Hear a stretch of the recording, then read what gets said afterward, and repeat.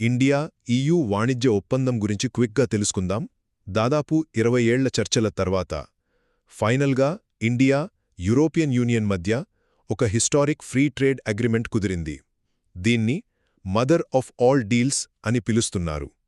అంటే అర్థం చేసుకోండి, ఇది ఎంత పెద్ద విషయమో. ప్రపంచ జనాభాలో పావువంతు మందిపై దీని ప్రభావం ఉండబోతోంది. సరే, ఇంతకీ ఈ డీల్ వల్ల మనకొచ్చేదేంటి? ఫస్ట్ పాయింట్, మనలాంటి కస్టమర్స్కి ఇది పెద్ద గుడ్ న్యూస్. యూరోప్ నుంచొచ్చే వస్తువులు, ముఖ్యంగా మర్సిడీస్, BMW లాంటి లగ్జరీ కార్ల ధరలు భారీగా తగ్గబోతున్నాయి. ఎందుకంటే వాటిపై ఉన్న 110% దిగుమతి సుంకం నెమ్మదిగా 10%కి వచ్చేస్తుంది. అంతేకాదు, వైన్, చాక్లెట్లు, ఆలివ్ ఆయిల్ లాంటివి కూడా ఇకపై చౌకగా దొరుకుతాయి. ఇక రెండో విషయం, మన ఎక్స్పోర్టర్స్కి ఇది ఒక రకంగా జాక్పాట్ అనే చెప్పాలి.